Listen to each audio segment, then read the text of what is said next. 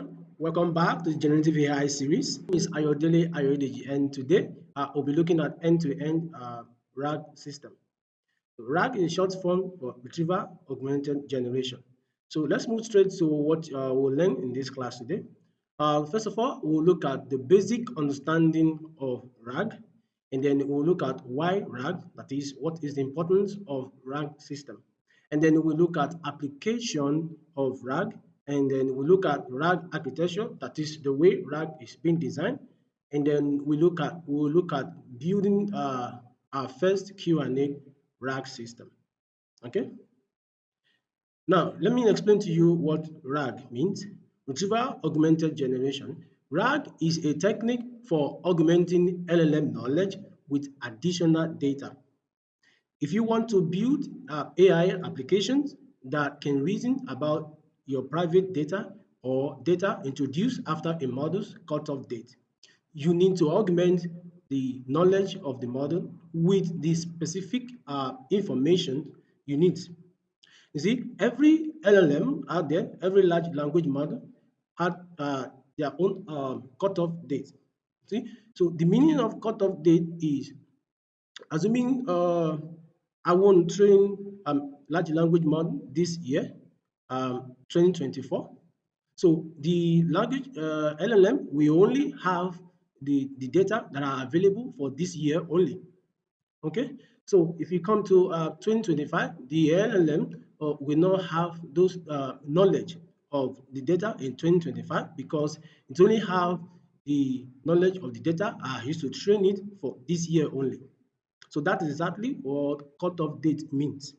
Okay, so now if you looking forward to build generative AI based application using LLM, so you will need to give your LLM additional data, okay, additional data, and then plus your company, if you have your private data, the information about your companies and all, and then you don't want to give the LLM your company's data and all, and so you can create a RAG technique. So RAG in a simple way is a technique that you can use to gather your data, ingest your data from various sources, process the data, and save them in a vector store, and then for retrieval purposes. Okay, so you can go ahead and retrieve information from the vector store. Okay, and then the data that you have in the vector store, you can use those data to augment the knowledge of the LLM. Okay, so the process of bringing the appropriate information and inserting it into a model prompt is known as retrieval augmented generation. Okay, so why RAG? Knowledge augmentation. Like I said earlier, RAG system serve as knowledge base for LLMs, for large language models. So if you have your private data, if you have additional data that you have ingest, that you are saved in a vector store, so it becomes a knowledge base that you can use to support LLMs, the knowledge of the LLM itself. Okay, so then we have LLM knowledge limitation. So because of the challenge that comes with the limitation of the large language models, so RAG becomes very much important. Just imagine if you have a textbook or you are giving someone a textbook to read that contains only cats, every information about cats, and the person start reading all those information about cat. So if you are going to ask question from the person, he is only going to be able to answer you anything that pertains to cat. So that person has knowledge, limitation. He only knows the data with which you are trained with. Okay, so in order to augment this knowledge limitation, then you have a RAG system. And then most times we have hallucination issue when it comes to LLM responses. Okay, they can give you incorrect, factually incorrect responses sometimes. Okay, but when you have your data and additional information already in your RAG system, so LLM can give you relevant information that you need. And number four, option for fine tuning. The cost of fine tuning an LLM, that is training your LLM to learn new patterns so that it can be able to solve your company specific task. So you want to train the LLM to learn new data. Okay, so it's often cost effective as you need huge infrastructure and computational resources. So here you can, instead of fine tuning, you can save all your additional data and your information into a RAG system, and you can instruct. You can write up a prompt, you can instruct the LLM to interact with the knowledge you have, in the knowledge base you have in your RAG system. Okay? Now, applications of RAG system. RAG system is mostly used in building advanced Q&A systems. That is, I'm talking about automated document processing here, where you can ask questions from your document, okay, Q&A. So when you have, imagine you have a textbook, a huge textbook that you don't know to look for or specific sections in the textbook or specific sections in the textbooks becomes kind of difficult. Now, if you have a RAG system, you can ask questions and then you can retrieve those specific informations from the textbook. And then you have conversational agents and chatbot. RAG system can serve as a knowledge base for chatbot. They can serve as knowledge base for conversational agents as well, such that they have a pathway. Okay, when the agent want to interact, for instance, maybe you have a chatbot on your user interface. Already in your RAG system, you have your product descriptions, your product, and every other information about your company and all in a RAG system. Okay, so when users are interacting with your chatbot, okay, so the chatbot can be leveraging on the RAG system or the data or the knowledge base itself, and same thing to add conversational agents as well. So here we have knowledge base for LLM, like we said earlier, and then we have semantic search. Semantic search. So these help you, to ask questions to your document, and you can retrieve relevant information based on similarity search. Okay. Now let me quickly explain to you how we design a RAG system. Here we have all your data, your company database, your documents, your API problematically, okay, often from third parties. Okay, so here you have a structured data. Okay, structured data can be CSV files, often tabular data that in a tabular format. In tabular format, they often have rows and columns and all. Okay, so example of we have CSV, we have TSV as well. Then you have semi-structured data. Those are your XML files, your JSON file, and all. Then you have unstructured data are your audios, videos, text, okay, and images as well. Okay, then you can get those data. Okay, so in this index box, about three things happen in this index box. First thing is that you want to split those data, okay, into smaller chunks. Okay, because of context window issue of the LLMs. Okay, so you want to split your data into smaller chunks. So after you split your data into smaller chunks, then you want to embed them. That is, you want to convert them to numeric representation, to vector representation, and then after that, you want to save them in in vector store. Okay, so we have different vector store. We have ChromaDB, we have Face from Facebook, we have Pinecone, a remote server. Okay, we have Weaviate, a multimodal for multimodal RAG system. Okay. Now, so when you have everything installed in your vector store, then a user will ask a query, you ask a question. So the user query will be converted to vector representation as well, will be embedded as well. So now there will be similarity search between the vector representation or coming from the user and the vector representation of your data. There'll be a similarity search using a cosine similarity and all. Okay, so now based on the similarity search, you will have some couple of responses or relevant data you will get from here. Okay, now those relevant data you get alongside with the user query, okay, alongside with the user query and the prompt, that is the instruction to the LLM. So everything goes into the LLM, and LLM will leverage its power or knowledgeable power to be able to provide a personalized response to the user. Okay, so you can look down here, you can see loading section, indexing, storing, and the querying, and then you have evaluation as well. Okay, you want to evaluate if your system is working very well. So if you realize that it's not working well, then it is iterative. You can come back to your embedding model that you are using. You can change your embedding model. You can explore different vector stores, okay, that you are using, and then you can modify your prompts as well. And then you can change the LLM that you are using. Okay. So now let's go ahead and build our first Q&A system. So here we create a new folder.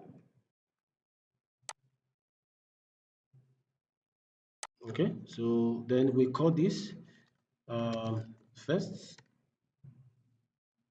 first project.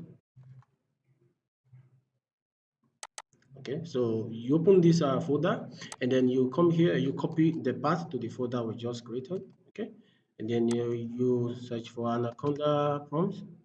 Okay, because here I'll be using Anaconda prompts. You can using command prompt as well. Okay.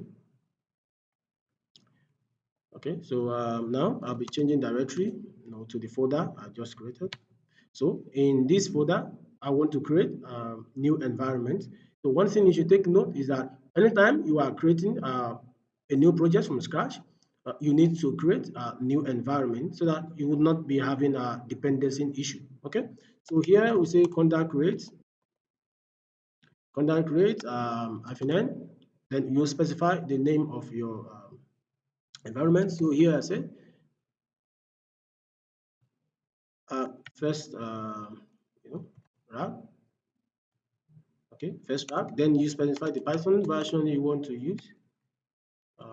Python version. So here I'll be using the 3.10 as a stable version. Okay. All right. Okay.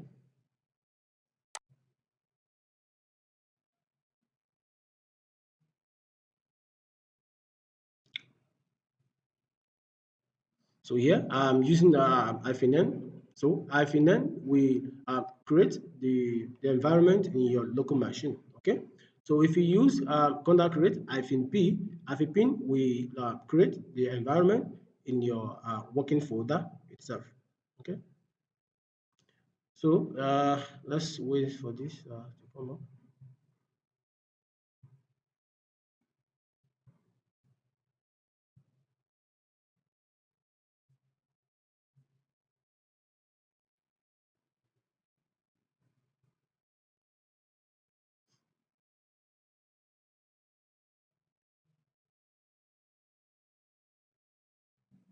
Just a few couple of minutes, this your app should be done.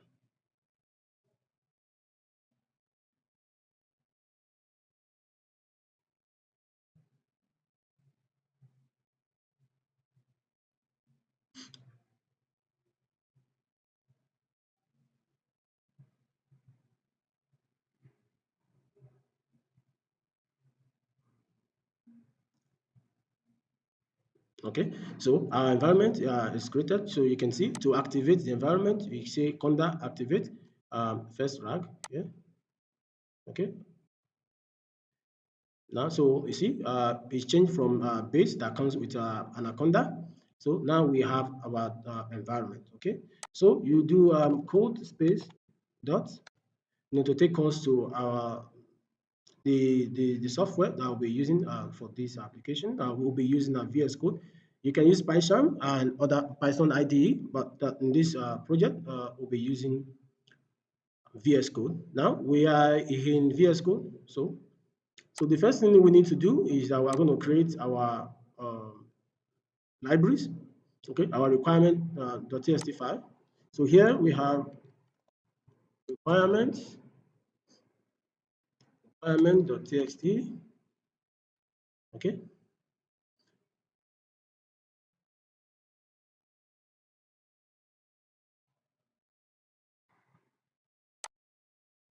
Okay, so let me put this right here. Okay, so in our requirement.txt, so we specify the libraries and all the dependencies we will need for this application. So first of all, we need launching. Okay, then we need launching community, because as a classes you can access with that. And then launching. Okay, so launching. Then we have to access our LLM we want to use. We'll be using Google Gemini. Okay, so to access that, we're using Google uh, Generative, Google Generative AI, and then to read our environment key, our API key, we'll be using py.env. Okay, those will help us to read our environment, to read an API, and then we need Streamlit. Okay, so Streamlit for a UI interface, and then we need a sentence transformer.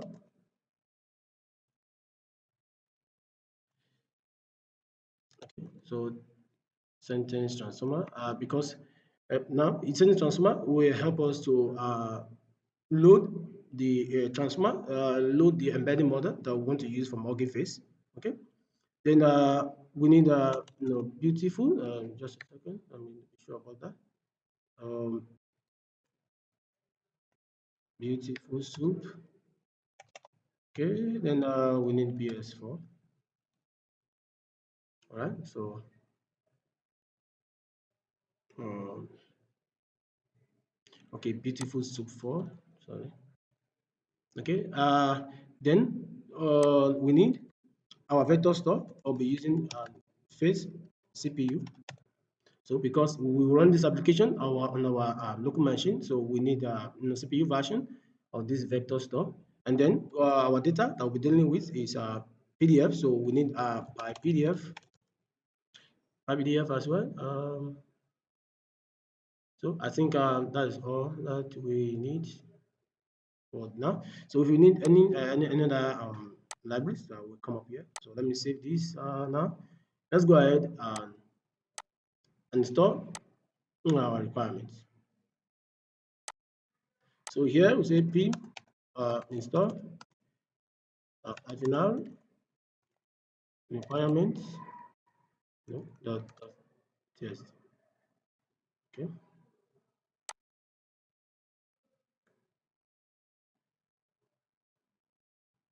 Okay.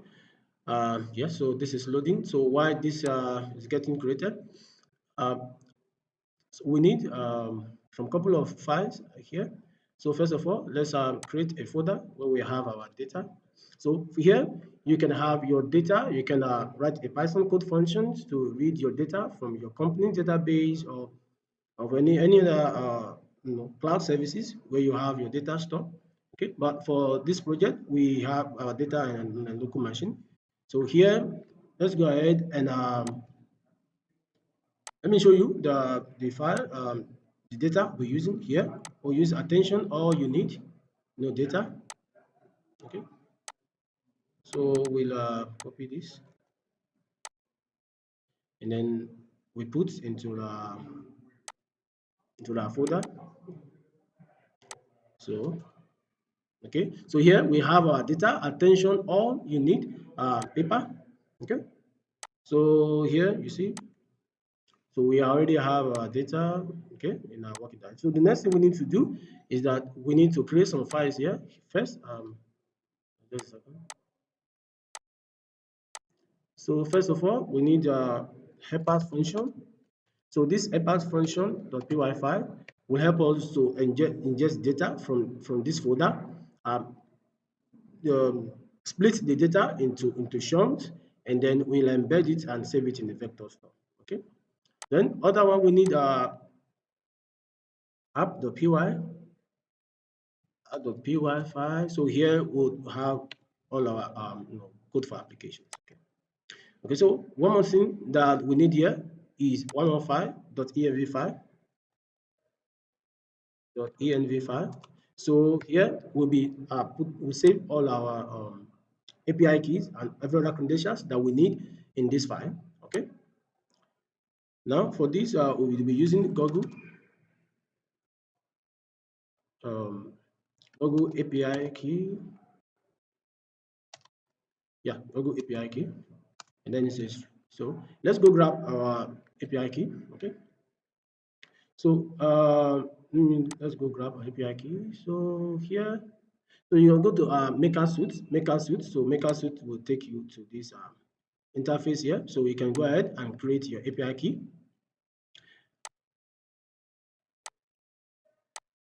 Okay. All right. So here, API key is generated. So we can copy your API key and then come to this and paste the API key here and save that.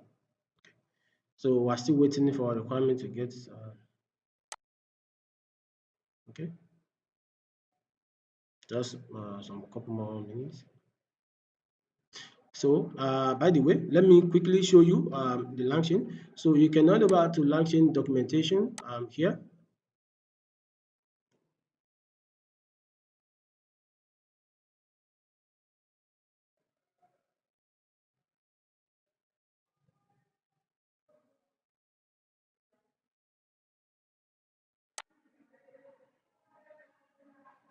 Okay, so here you see LangChain is a framework for developing applications powered by large language models. Okay, so if you are looking forward to build end-to-end generative AI-based application using LLM, LangChain is one open source framework that you can use for this application. We have other open source framework to build this application.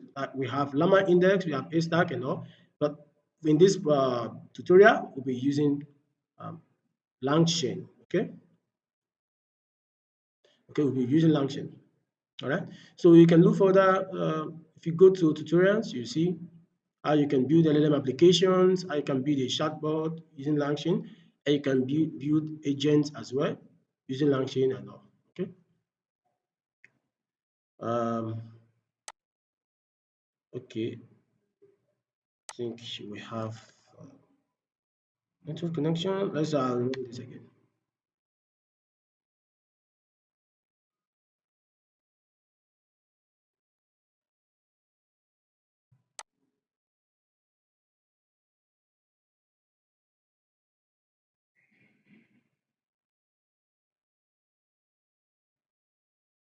Okay, just a couple more minutes, this will be done.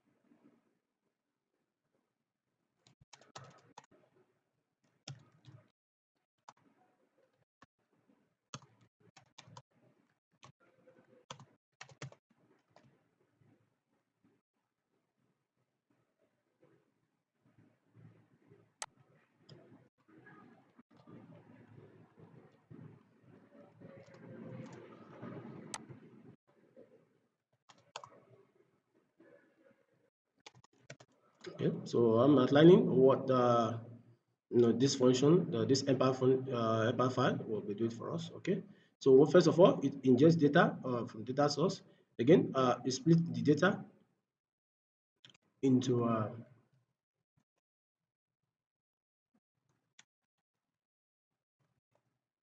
smaller chunks,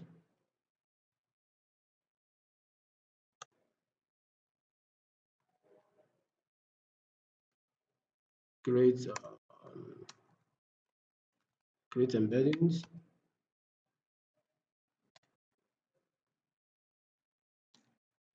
then save data into save embeddings, which is the vector representation, embeddings into vector store.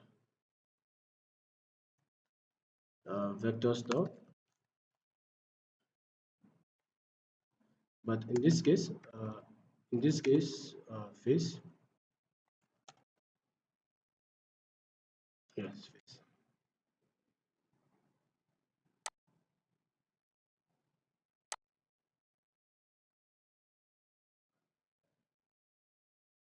Okay.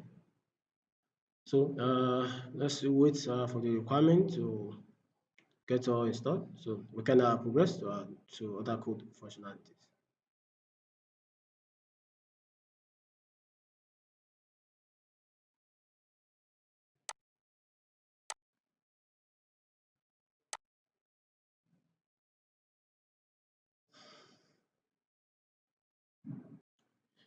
Okay, now we have all the requirements installed. Okay, so we can pull everything now. Okay, so now let's start writing our codes here for the EPA file.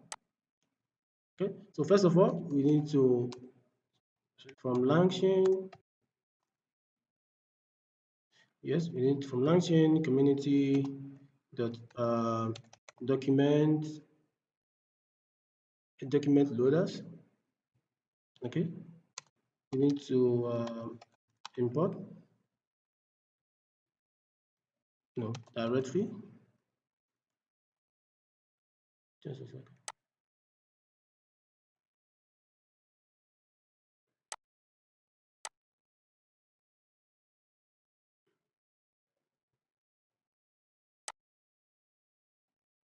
Okay. All right. So we need to install directory loader. So here, this directory loader will help us to load our data from our directory itself from data source. Okay. Again, because we are dealing with PDF file. Okay. So we'll be using by PDF. If you are dealing with text file, so there are classes that you can use. But because you are using PDF file, so we'll use by PDF here. Yes, by PDF loader. Okay, let me write that here. Yeah, so you see, by PDF loader. Okay, then from LangChain,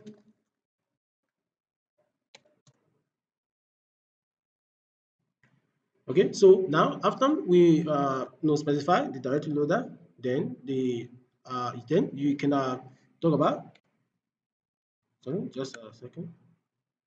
Yes, text splitter. So install or import recursive, rather, yeah, text splitter. So here, this will help us, to split the data into smaller chunks. Okay. Then let's move forward to the embedding system. Okay, from LangChain community dot embedding. So we want to import organ face, sorry, organ face embeddings. Okay, so here, just a second, organ face, not API, organ face. Sorry, just a second. Okay, so we have Hugging Face embeddings, all right, here.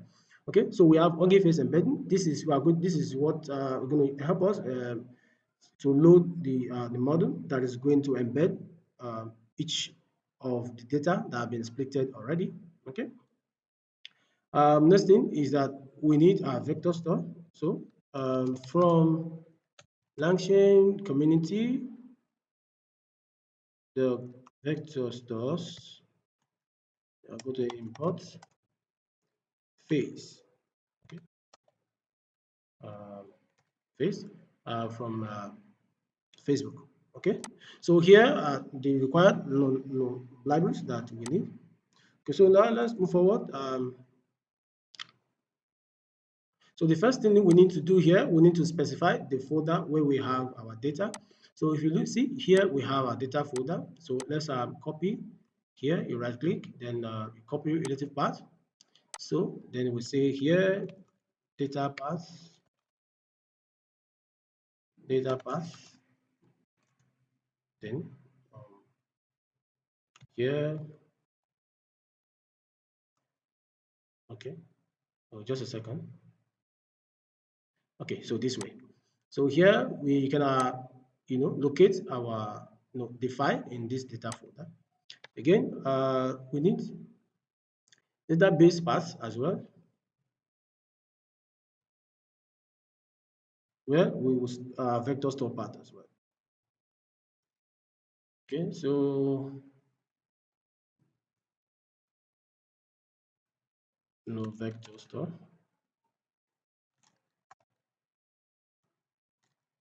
Okay, so for this we have no vector store, vector stores. Okay, a vector store, then um, db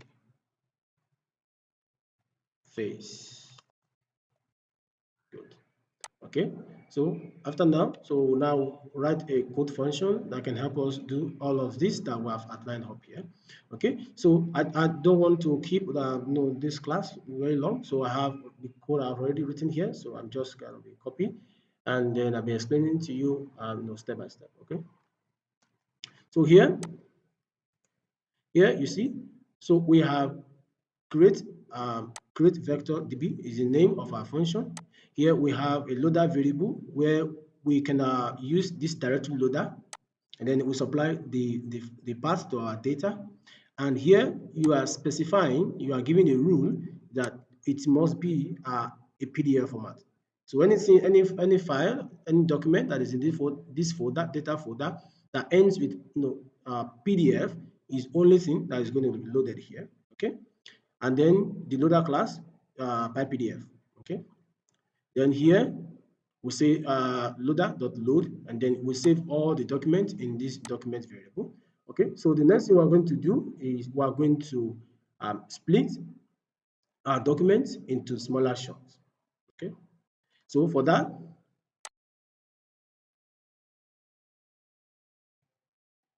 okay, okay, so for that, we have a text splitter variable. So we're using recursive character text splitter, and then we're supplying our chunk size. So this is the number of tokens that will be by for each batch. Okay, so we say 500, and then overlap 50. So here we say split documents, and you supply the document we have here. Okay, now we have our document splitted into smaller chunks, and the next thing we want to do is that we want to embed it. We want to create a vector representation of the document. Okay, so for the embeddings, we have this variable here, embeddings variable, and we're using Hugging Face embedding like we imported here. So in the Hugging Face embedding, the model name we're using will supply here sentence transformer slash all mini LM L6 and V2. So that is the model we're using from Hugging Face. Okay, you can explore Hugging Face and look for other embedding model, and you can even use OpenAI model as well. So here we supply device. We mentioned CPU because we are using our local machine. You can supply GPU if you are using GPU over there. Okay. So now we'll face. Okay. Just so here we have yes. Okay. So yeah. So we have face from document. Then we supply the chunks we already have, the splitted document we already have, and then we're supplying the embedding model that we use as well. So here, let me change the path. Vector store. Okay, DB path, vector store. Okay, so now let's run this and make sure this application is working well. So for that, you do Python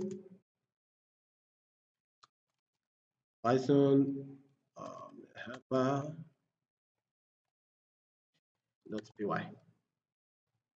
Okay.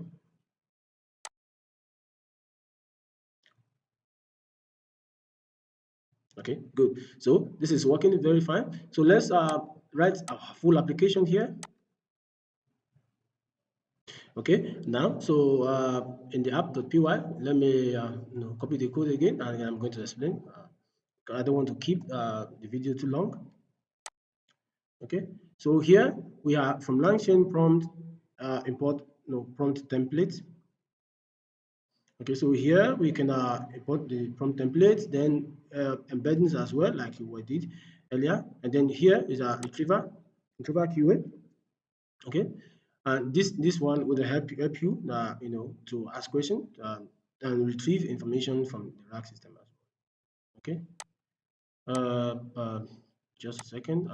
We need to import to install this. Okay, install.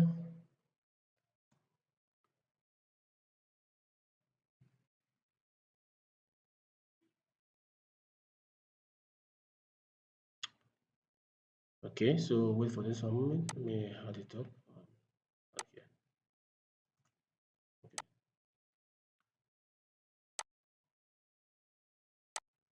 So while that is loading, so we have from .env, you import load.env. So here you go to loading the API key that we have here. By the way, you create your own API because I'm going to delete this at the end of the video. Okay.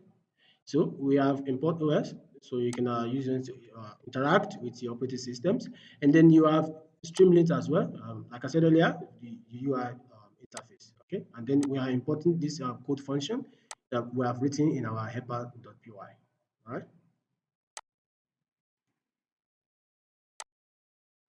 Okay. So next thing we are going to do is we're going to specify the path of our data of our vector store. Okay.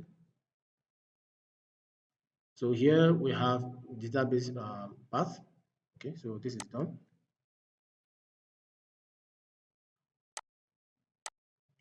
Okay, so let me check a path again. Okay, so here's our database path. All right. Then, so next thing we want to do is that we want to write our custom prompts. Just a second. Okay, so so here we have our prompt. Yeah, you see, use the following piece of information to answer. Now we're instructing the LLM. So use the following pieces of information to answer the user's question. If you don't know the answer, just say you don't know. Don't try to make up an answer. So here is the context, input context, that is the retrieval data, that is coming from the vector store. Okay, and here is a question that the user's query as well. So both the user query and the relevant data, which is the context that is coming from the vector store, alongside with this prompt, with this instruction, will give everything to the LLM. Okay, so here this set custom prompt function help us to set up our prompt. Okay, where we have input variables to be context and the question as well. Okay, and this function returns prompt. All right. So the next thing we're going to do is that we want to set up our retrieval QA chain. So let me put that one up here for you. Okay. So here you see we have a function named retrieval QA chain. This will take LLM, the prompt, and the vector store as well. So here, retrieval QA from chain type, we supply our LLM, chain stuff, retrieval as retrieval, so then search k value is equal to 2. So here, what k value means here is that when you do a similarity search between the vector recitation of the user query and the vector recitation of the data in your vector store. Okay, so because of that, you are going to be having some answers or some answers, okay, some responses that are very similar. Okay, so you can have two relevant data. You can have first one that has higher score. You can have second response with the higher score, and you can have third as well, like that. So if you want top two, then it's going to give you relevant new responses, the top two relevant responses itself. Okay, so here return source document, because we want to see where the response is coming from, so we need to see. So we say return source um, document. Okay, then so the next thing we want to do, let's load in our LLM, a large language model that we're going to be using. By the way, you can use any large language model you want to use. You can use OpenAI. Okay, so here you see we have load.env. Like I said earlier, it will help you to call the API key we have in .env file. Okay, then chat Google Generative AI will supply the model name that we need, Gemini Pro, and temperature 0.8. Okay, and then this function is going to return LLM. So the next thing we want to do is that this is the last phase, the Q&A model function. So here we put everything together, you see. So let me change this database path here.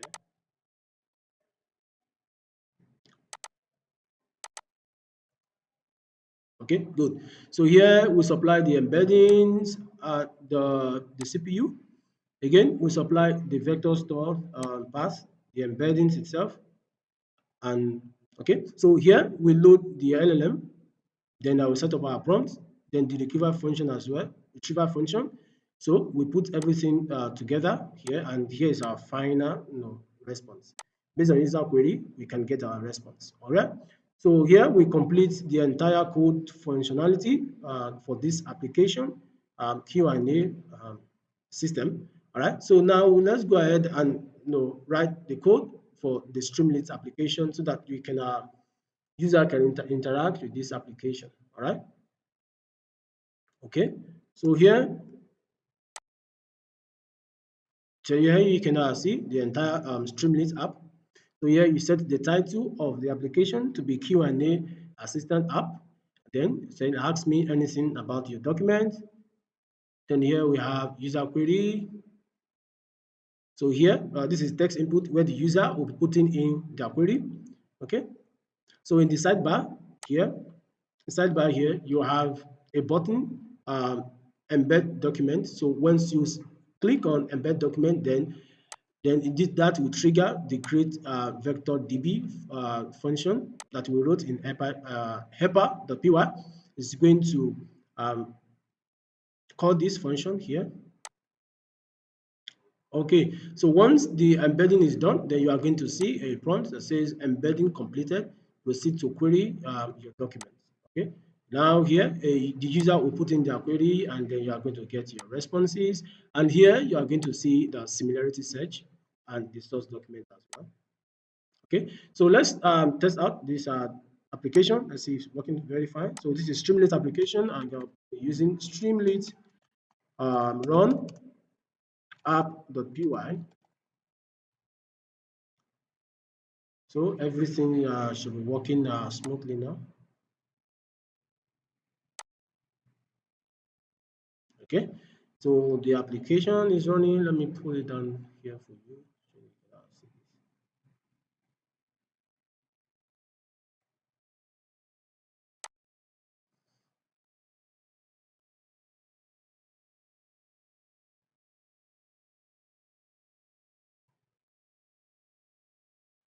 So just a couple of minutes, you see this up right now.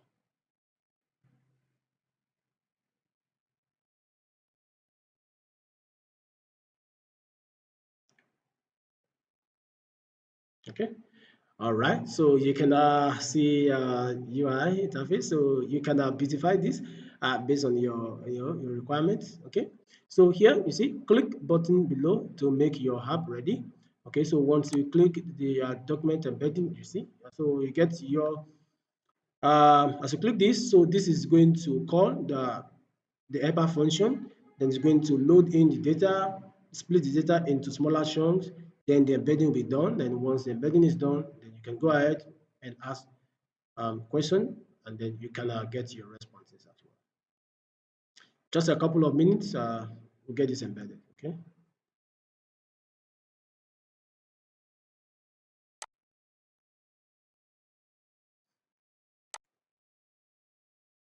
So while this is getting loaded, let me show you what we have in our data.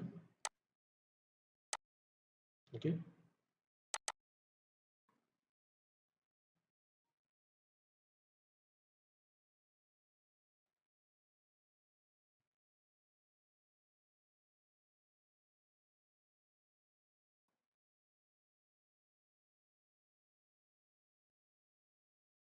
So you see attention now you need paper. Okay. This is what we have. And then you can see the background of the paper. Okay. So let's ask what is attention. Okay. So let's go back to application. So the embedding is still loading. So let's wait for a couple of minutes for this to be done, and we can ask our question.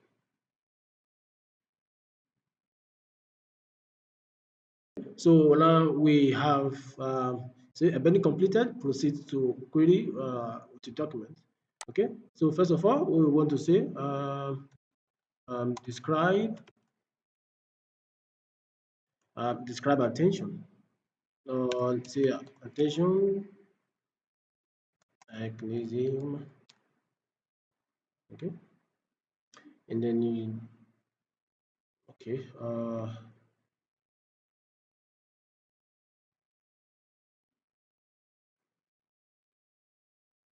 Okay. So let's check this out.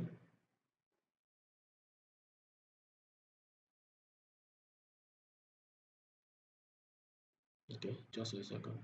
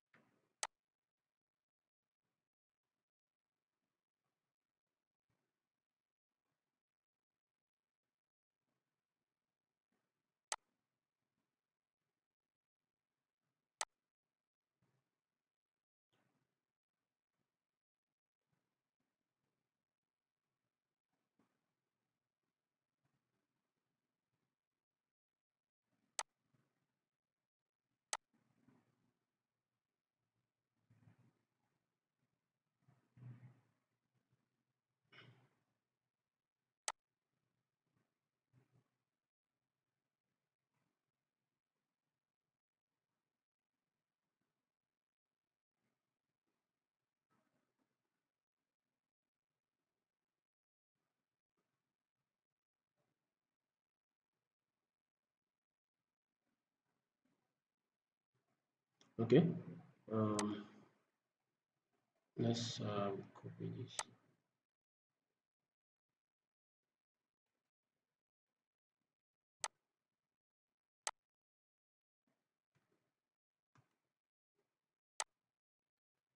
Okay. So let's run application again. Ah,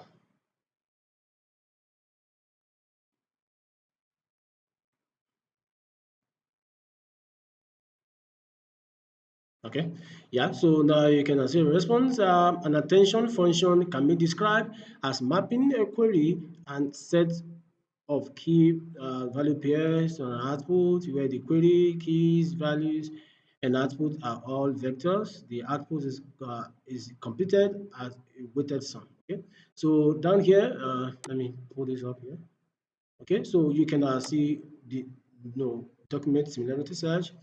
So these are other responses. Yeah, okay, similarity search on here. Okay, all right. So this is the end of the tutorial today. So you can go ahead and do some project on this. You know, build end-to-end projects, and you can use OpenAI. You can explore different embedding model. You can explore different um, LLM. Okay. All right. So bye for now. See you later. Thank you.